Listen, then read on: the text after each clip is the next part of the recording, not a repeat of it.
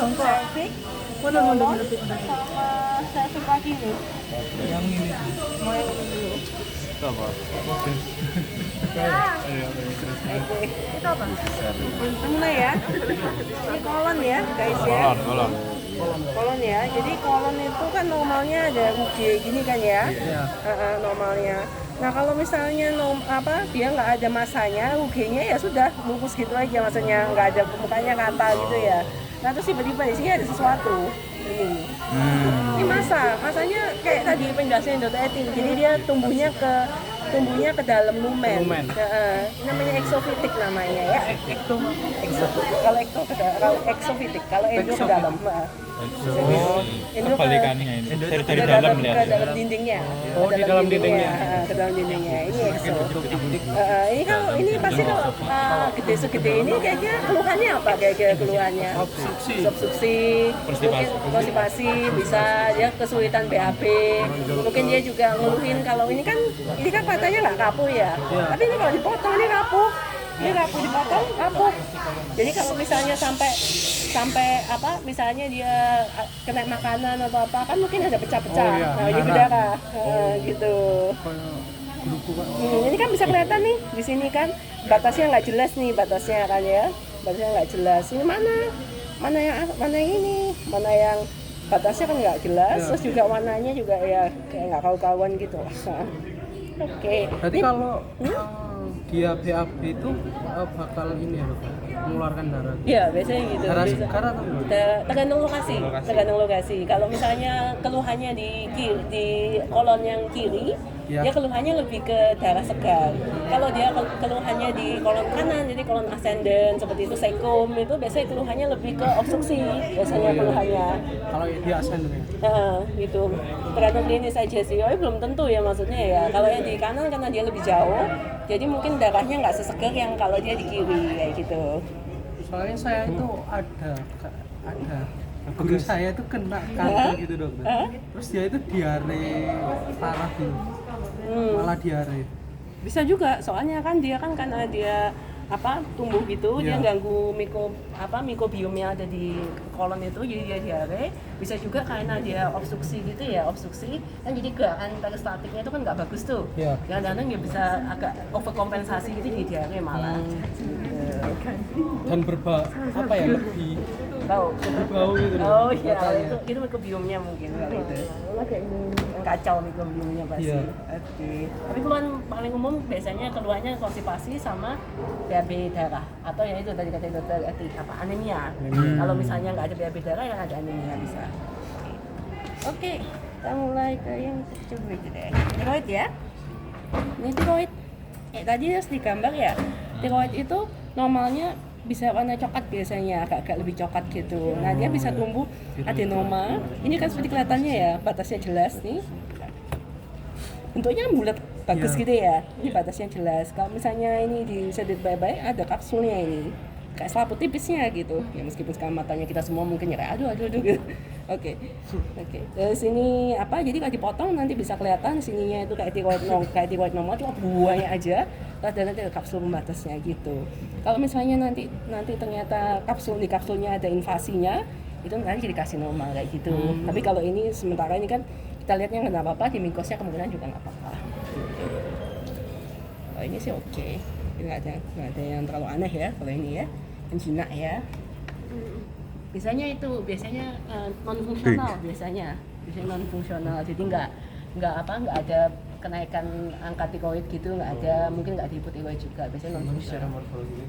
Iya, biasanya pasiennya keluhannya itu kok besar ya, kok nggak ganggu kosmetik gitu ya, biasanya kalau perempuan apalagi kayak dok aku kok dibilangi sama tetanggaku kok lehernya besar gitu kan, aneh gitu ya.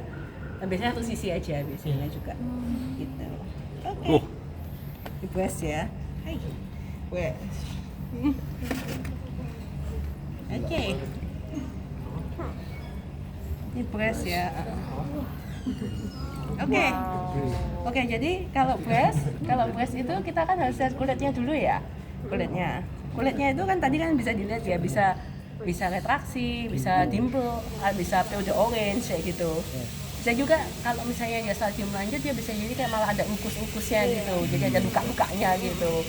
Bisa juga dia kayak nodul nonjol gitu keluar gitu juga bisa juga. Tapi kalau ini kebetulan di sini sih nggak terlalu kelihatan ya di sini ya, nggak ada yang terlalu aneh ya. Ini ya, nah ini tumornya di sini. Dipotong ya di sini. Di sini. Kalau bisa kelihatan ya batasnya kan nggak jelas nih batasnya kan, kayak dia ngeblend sama lemak-lemaknya gitu kan, nggak kelihatan gitu. Nah terus biasanya itu terus tepi-tepinya itu juga kayak gerigi gitu, jadi nggak rata gitu, jadi kayak gitu. Nah terus ini biasanya kapuk, biasanya ini keluhannya tergantung lokasi ya. Kalau misalnya keluhannya misalnya di dekatnya apa puting ya, dekatnya si apa papila mame ya, dia bisa narik kayak retraksi. Kalau misalnya dia keluhannya di dekatnya kulit yang sebelah mana, mungkin dia dimpling kayak gitu. Nah, ini biasanya kalau MLM itu diambil dari payudara sampai axial detailnya. Kalian kita evaluasi status metastasis ke aksilanya gitu. Axial detailnya sudah pasti diambil, soalnya axial detailnya biasanya diambil terus dicari KGB-nya biasanya gitu. Ini mungkin kasih saya aja. Saya bisa nyebar ke KGB-nya itu. Aksilanya terutama. Stasisnya dari situ. Ya dari situ, dari breast ke aksila. Di paling sering. Bisa ke lawannya juga bisa, jadi kiri ke kanan ke kiri itu juga bisa. Ya biasanya paling umum dari breast ke aksila. Aksilanya sama. Jadi kalau breastnya kiri, ya aksilanya kiri juga. Di KGB-nya gitu. KGB-nya di ketiaknya. Jadi makanya kalau teman-teman tinggal satu lagi Dodang. Jadi makanya kalau teman-teman periksa payudara jangan lupa periksa ketiaknya ya. Terakhir yang saya septic ya, terakhir. Yang di kelas. Iya sama. Nah ini. Iya. Sama Dr. Eti Dodang. Ini sama Dr. Eti Dodang. Nggih. Belum tahu Dodang, mungkin saya sudah. Ini cervix ya. Jadi normalnya itu dia mulus gini ya. Jangan dilihat yang ini yang tumornya. Ini normalnya mulus gini. Nah, teman-teman kalau misalnya nge-pap smear mungkin kalau waktu dokter muda, tapi biasanya perempuan yang bisa dikasih kesempatan ya biasanya ya. Itu kita jangan lupa kita lihat posionya gimana. Kalau misalnya sudah ada bentuk-bentukan seperti yang aneh gitu ya, berdungkul-dungkul ya jangan dilanjutin, sudah stop.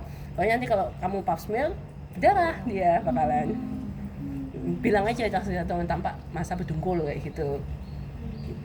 Nah ini ya tumornya ya, bisa kelihatan dari sini.